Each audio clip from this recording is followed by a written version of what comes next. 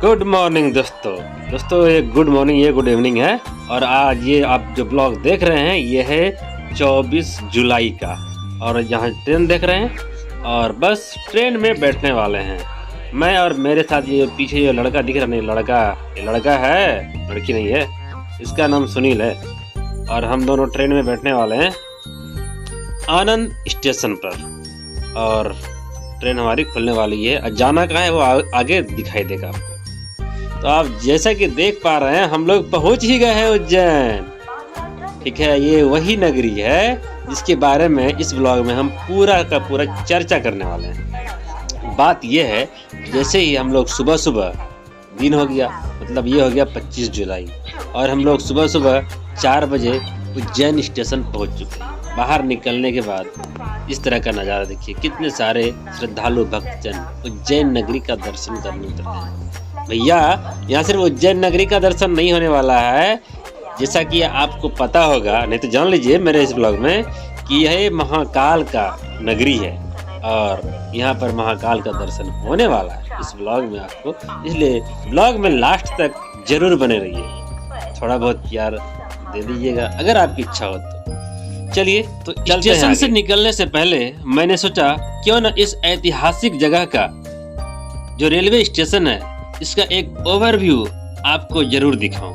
चलिए मैं दूर से आपको इस सुहावना, कितना मनोरम लग रहा है उज्जैन जंक्शन, बाहर से देखने में कितना सुंदर लग रहा है। और ये हमारा भारतीय तिरंगा भी लहराया जा रहा है, देख करके दिल बाग बाग हो जाता है। तो आप लोग भी अपने दिल को बाग बाग अर्थात गार्डन कर ही लीजिए ना। अब हम लोग चलते हैं महाकाल मंदिर की ओर। दोस्तों हम लोग सुल्तानगंज से वैद्यनाथ धाम देवघर जो झारखंड में पड़ता है 105 किलोमीटर पैदल चल करके वहाँ पर जलार्पण करते हैं और भगवान शंकर का पूजा करते हैं। तो ये तो हमारा स्टेशन से मात्र 1 किलोमीटर था। उज्जैन स्टेशन से जो महाकाल दर्शन है, महाकाल मंदिर 1 किलोमीटर लगभग है। तो मैंने सोचा क्यों ना इतना अपने पैरों को कष्ट दे ही दिया जाए। तो उसमें भी क्या था, हमने चलना स्टार्ट किया। और मेरे जैसे मैं ही कोई नया आदमी नहीं था, हम लोग हमारे साथ बहुत सारे लोग थे जो कि पैदल चल करके महादेव का, महाकाल का जय जयकार कर रहे थे और जा रहे थे। तो हमने भी उनका साथ पकड़ लिया और चलते चलते पहुंच गए मंदिर के पास। दोस्तों मिली जानकारी के अनुसार सूर्योदय से पहले भगवान महाकाल की भस्म आरती होती है, जो कि अभी आप देख पा रहे हैं। अभी सूर्योदय नहीं हुआ है इसलिए आरती जारी है। और इस आरती में शामिल होने के लिए आपको एक दिन पहले आपको यहाँ से अपॉइंटमेंट लेना पड़ता है, तभी आप इस आरती में शामिल हो सकते हैं मंदिर के प्रांगण में। लेकिन जो इस मौका को नहीं ले पाते हैं वो बाहर से ही इस प्रोजेक्टर के माध्यम से इस आरती का फ़ायदा उठा सकते हैं और उठाते हैं। और जितने श्रद्धालु आप देख पा रहे हैं ये सभी लोग बाहर में बैंड नगाड़े, ढोल नगाड़े बजा करके आरती में शामिल हो रहे हैं और इसका आनंद ले रहे हैं। भगवान महाकाल की असीम कृपा रही होगी तभी हम लोग इस आरती में शामिल हो पा रहे हैं, भले अंदर से नहीं बाहर से। दोस्तों अब हम आपको लिए चलते हैं राम घाट की ओर। दोस्तों ये राम घाट है, कहने को राम घाट है लेकिन दरअसल में ये जो आप देख पा रहे हैं एक नदी है जिसका नाम है शिप्रा, त्रिभुवन वंदिता शिप्रा। अब कुछ लोग वहाँ पर लोकल भाषा में या आम भाषा में इसको क्षिप्रा नदी भी कहते हैं, लेकिन जो लिखा गया है शिप्रा।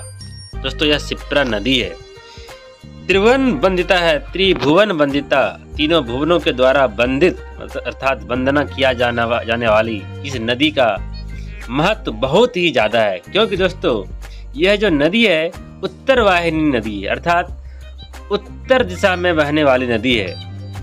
और जैसा कि पता है पुराणों में इसका व्याख्या है, स्कंद पुराण में, कि शिप्रा स्नान कर महाकालेश्वर जी के दर्शन करना चाहिए। इसलिए इस शिप्रा नदी, उत्तर वाहिनी नदी का महत्व और भी ज़्यादा बढ़ जाता है। इसलिए लाखों में लोग यहाँ पर आकर के इस शिप्रा नदी में स्नान करते हैं और महाकालेश्वर जी का दर्शन करते हैं। महाकाल के भक्तजनों के लिए इस शिप्रा नदी के दोनों ही तरफ विशाल घाट का निर्माण किया गया है। जैसा कि आप देख पा रहे हैं, इस नदी के बीचों बीच एक ब्रिज है और इस ब्रिज से लोग पैदल चल के इस तरफ से दूसरी तरफ जा रहे हैं और ये इतना विशाल घाट है कि लाखों लोग एक साथ यहाँ पर स्नान कर सकते हैं और करते हैं। और देखिए किस तरह से श्रद्धालु यहाँ पर स्नान कर रहे हैं और फिर यहाँ से लोग जाते हैं दर्शन करने के लिए भगवान महाकाल का। ये यहाँ पर लोग देखिए एक तरफ यहाँ पर स्नान करते हैं, एक बैरियर भी लगा हुआ है कि और पुलिस लगातार सुरक्षा के लिए अनाउंस कर रही है कि इस बैरियर से बाहर जाकर स्नान ना करें, क्योंकि नदी में गहरा है, पानी अंदर तक है, इसलिए सुरक्षित रहें। भगवान शंकर की असीम अनुकंपा से आज हम लोगों को भी शिप्रा नदी का दर्शन हुआ, साथ ही यहाँ पर हम लोग को स्नान करने का मौका भी मिलने वाला है। चलिए चलते हैं, अपना जगह तलाशते हैं कहाँ पर अपना सामान सुरक्षित रख करके नहाया जाए, क्योंकि दोस्तों हर जगह पानी ही पानी है। बारिश भी हो रही है, समझ में नहीं आ रहा है अपना बैग किधर रखें, सामान रख करके सूखे जगह पर सामान भी रखना है और नहाना भी है। चलिए थोड़ा दिखाते हैं मंदिर का व्यू। घाट के किनारे पर अनेक देवी देवताओं के मंदिर आपको देखने को मिलेंगे। यहाँ भी आप स्नान करके आप हर मंदिर में अगर दर्शन करेंगे तो आपको पूरे दिन दर्शन करने में लग जाएंगे, फिर भी पूरे नहीं हो पाएंगे। इसलिए हर मंदिर का दर्शन करने के लिए आपको यहाँ पर समय देना पड़ेगा, रुकना पड़ेगा। और फिर आप जो स्टैंड देख रहे हैं त्रिभुवन वंदिता शिप्रा, यहाँ पर आप आकर के सेल्फी ले सकते हैं, दिखा सकते हैं कि हम भी यहाँ पर आए हैं।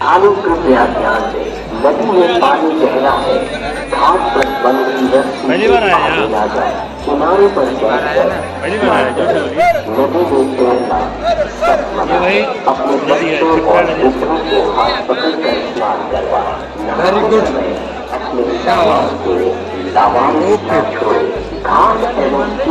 Very good.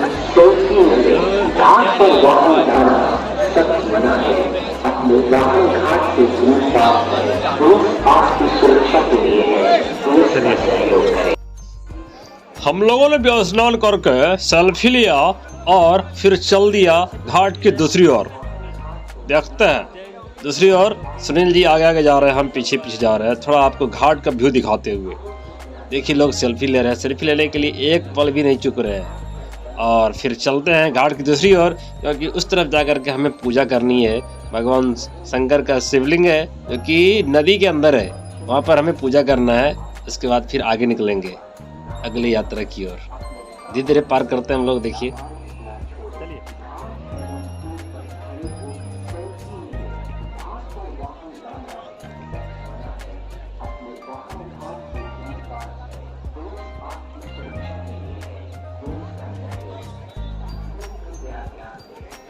शिप्रा नदी में लोग नहाते हुए स्नान कर रहे हैं। हाँ, भीड़ बढ़ती जा रही है।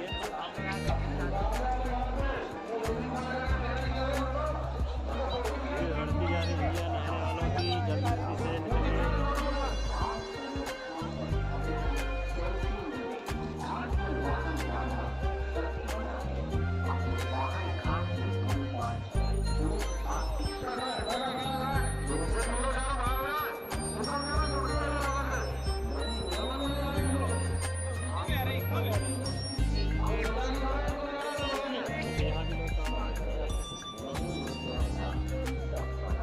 अपने बच्चों और वृद्धों को हाथ पकड़कर स्नान करवाएं। नहाते समय अपने सामान को नामांस न छोड़ें। घाट एवं पुल पर खड़े होकर पुलिस लगातार श्रद्धालुओं को सचेत कर रही है कि गहरे पानी में ना जाए। पुलिस आपकी सुरक्षा के लिए है। पुलिस का ध्यान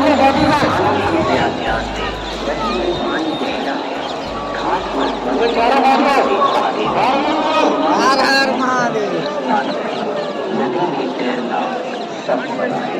अपने बच्चों और बच्चों को हाथ पकड़कर स्नान करवाएं।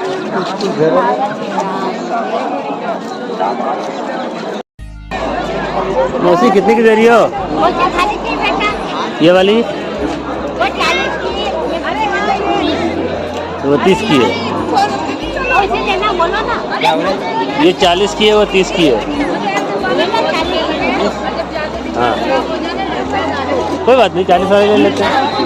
हाँ ठीक है, लो ना, आप भी ले लो। एक ही लेना है। अरे दो ही पूजा करो आज। तो क्यों? हाँ शिवरात्रि पता है। सावन सोमवार बैग- वहाँ तो कुछ भी नहीं कर पाओगे भैया। वहाँ तो इतनी दूर से दर्शन करेंगे, बहुत दूर से कोई मिलेंगे नहीं, भीड़ भाड़ में। हाँ हाँ पता है, कोई नहीं मिलेंगे। उनका आड़े से जाते तो सुनील क्या सोच रहे हैं? नहीं मैं वो करूँगी, चलते तो बैग कहाँ रखिएगा? ले जाओ ना, एक और ले जाओ थाली। हाँ ले ये सामान रखना है, मैं रखता ना। रख दूँ? हाँ रख दो।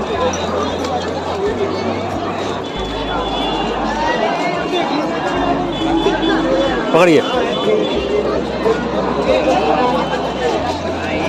ये कहाँ चलाया जाता है? ये भोलेनाथ को शिप्रा मैया को, मैं शिप्रा मैया को चढ़ाया जाता है। कितने का है? ये पानी नहीं, नदी नहीं है, शिप्रा मैया है। ये नदी नहीं है। शिप्रा मैया नदी है। यहाँ भोलेनाथ आएंगे नहाने के लिए। जाकर तुम दर्शन करने हाँ, चप्पल रखिए यहाँ पे। ये नहा के सुनील जी ने कहा भैया सबसे पहले तो हम पूजा करेंगे। मैंने कहा कोई बात नहीं भैया, पहले आप ही कर लो। भगवान शंकर जी से पहले आप मिल लीजिए, फिर बताइएगा हाल चाल उनका, हम देख देंगे। फिर बाद में हम भी मिल लेंगे उनसे जा करके। उन्होंने कहा चलो ठीक है। तो मैंने उनको पहला मौका दे ही दिया और उन्होंने अपना कोई एक भी मौका छोड़ा तो नहीं। तो फटाफट उन्होंने अपना कार्यक्रम शुरू किया। आप भी देखिए, मजे लीजिए, दर्शन का आनंद लीजिए।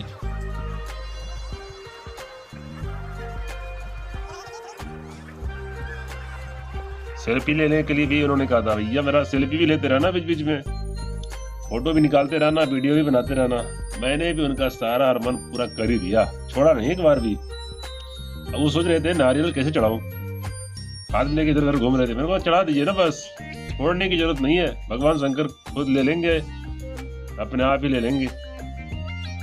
अब बारिश हो रही थी दोस्तों, अगरबत्ती तो जल नहीं सकता था। वहां पर एक दीपक जल रहा था, उसी से जलाने का प्रयास किया गया था।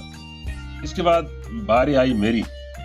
देखिए मैं भी थाली लेकर के आराम से नदी की ओर उतरा और पूजा की थाली लेकर के, देखिए मैंने सबसे पहले से मैं अगरबत्ती जला लेता हूँ पहले। देखिए मैंने कोशिश की, लेकिन मैंने सोचा पहले जलता हूँ, इधर फूल पत्ती चढ़ाता हूँ।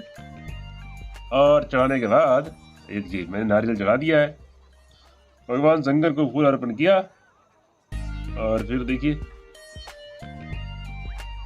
बेल पत्र और गंगा जल तो नहीं है, ये तो शिप्रा मैया का जल है भैया, चढ़ाना तो पड़ेगा। मैं अगरबत्ती जला रहा हूं। एक बात तो भैया, भक्ति में शक्ति तो है। मैंने अगरबत्ती जलाया, देखिए जला लिया आखिर बहुत मेहनत के बाद। बेचारी मौसी ने जो दिया था माचिस जल नहीं रहा था, भीग गया था बारिश में। चलिए पूजा तो हो गई भैया। चलिए अब रह गया थोड़ा जलार्पण, तो मैंने किया नहीं है, भूल गया था जलार्पण करने के लिए। चलिए अब मैं जलार्पण भी कर ही देता हूँ। बोली शंकर भगवान की जय, महाकालेश्वर की जय। तो ये था भैया त्रिभुवन वंदिता शिप्रा नदी का दर्शन। और आपको महाकालेश्वर का दर्शन के लिए आपको मेरा अगला वीडियो देखना पड़ेगा। तो दोस्तों बने रहिए अगले वीडियो में भी।